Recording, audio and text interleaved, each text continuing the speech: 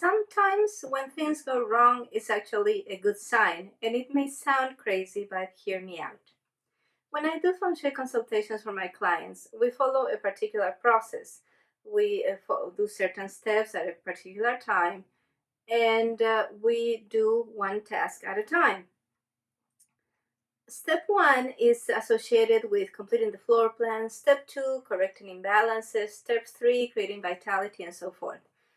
So my clients, they like to do things fast because we work by subscription. So it's a monthly payment and they want to do things really, really fast. And sometimes they just breeze through the task. I'll tell them, hey, you need to complete your floor plan, put a crystal on your yard and in this spot, and they do it in that same day. Then I tell them, okay, to complete your floor plan from the inside, now you need an image with long distance perspective, and they go to the store and get something and put it up that day. And they just advance so quickly. But then comes a time when there's a task that's particularly easy to do, and then they get stuck, and they get horribly stuck.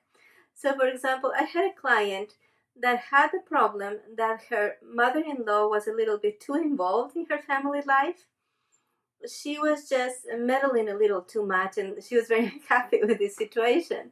And so I shared with her, and with a course that I offer, that is how to forgive family by using Feng Shui cures that work mainly with family photos. And so she got really excited because this is a Feng Shui cure to establish really good energetic boundaries. Because when you don't have good energetic boundaries, you would just end up creating more and more reasons to forgive people, and that's not a good way to live. And so she said, okay, I'm going to do this. And I sent her the template of how she needed to do the photos, and then everything started to go wrong. She got the photos, from different relatives, and emails would get lost. She couldn't download photos. When she finally got all the photos and she was getting ready to print them out of her printer so they would be the right size for this family setup, then the printer wasn't working. Then she got the printer to work, and then she ran out of ink. And then she went and got ink, and then the paper got stuck. And so it just happened that it was so difficult. Whereas everything else she had done went really smoothly, completing her floor plan, balancing her hallway, her staircase, everything went really smoothly. But when we got to step 6, which step 6 includes working with mirrors, artwork, and photos, especially family photos, then she got stuck. But when you get stuck with Feng Shui, when things start going wrong, it's actually a really good sign. When you get stuck, it means that we have encountered something that really needed to be moved, that really needed to be shifted. Because here's the deal. In your life, you have research and conclusions by yourself, your family members, your co-workers, and life in general. And those conclusions that you have reached are expressed in your space. When you make changes in your space, you are indirectly, from the outside in, changing your perceptions of the world. The way that you organize things in your kitchen sink makes you act in a certain way. Just do this experiment for me. If you are used to keeping your toothbrush on the right side of the sink, try for a couple of days putting it on the left side of the sink. And that's going to change your patterns, because that's going to interrupt those mechanical things you do every day. Imagine if that's the power of a toothbrush. Imagine the power of family photos, right? And so sometimes you're doing something that in a Feng Shui consultation, and things get stuck and they get complicated, and there's problem after problem after problem.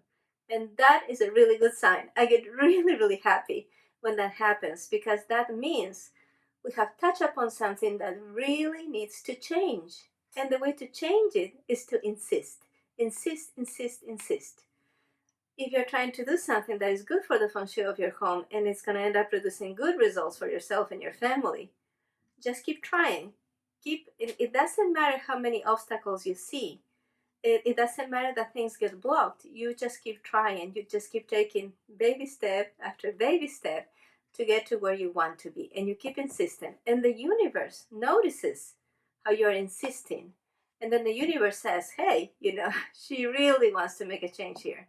Let's make it happen. So when things get stuck, when things go wrong, those are some of the most beautiful times in a Feng Shui consultation, because Feng Shui can help you transform internal things in the most subtle, beautiful way, with ease and grace. So that as you transform your home and make your home into a dream home, you transform your life, you transform the way you think about things, you transform the way you feel about things, and as a consequence, the way you act, the decisions you make, the actions you take. That is super, super important. When you work on the feng shui of your home, you're really working on yourself.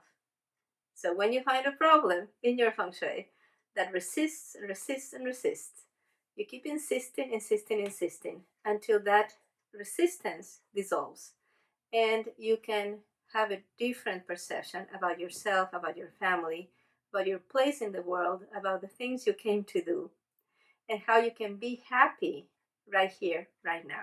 That's one of the first things we want to do in a feng shui consultation, is for you to have that certainty that right here, right now, you have everything that you need to be happy, healthy, prosperous, and free. It's like having like when you buy a puzzle, right? You go to the store and you buy a puzzle and it has 2,000 pieces, you're going to put it together. It may not show the beautiful landscape that is going to be the result of putting your puzzle together, but you know all the pieces that are there. So it's the same thing in life. At any given moment, the universe, God, life, is giving you every opportunity for you to live the life you want to live. It's just not all put together. It's like those pieces in the puzzle, they're all there. You just have to figure out how to put them in the right places. And that is what you do with Feng Shui, and specifically with the 9 Steps to Feng Shui system, which is the method that I developed that unites modern architecture with ancient Feng Shui and the principles of alternative healing. So the next time you're working on a Feng Shui project and things get stuck, they get stopped, just keep insisting. And also learn to recognize when you may need help. Doing it yourself, DIY, is great, except when it's not working. And when it's not working, you need to change that DIY to DIG, dig. Do it with guidance. And I am here whenever you need me to, if you need that guidance. Let me know in the comments if you would like to me to share with you the resource I was talking about on how to forgive family members by using family photos as Feng Shui cures. Or let me know if you're ready to start turning your home into a dream home, and whether you would like to do that like in a one-on-one consultation, or if you are more the type of person that would enjoy doing this in a group. And I will direct you to the right resources. Thank you for watching.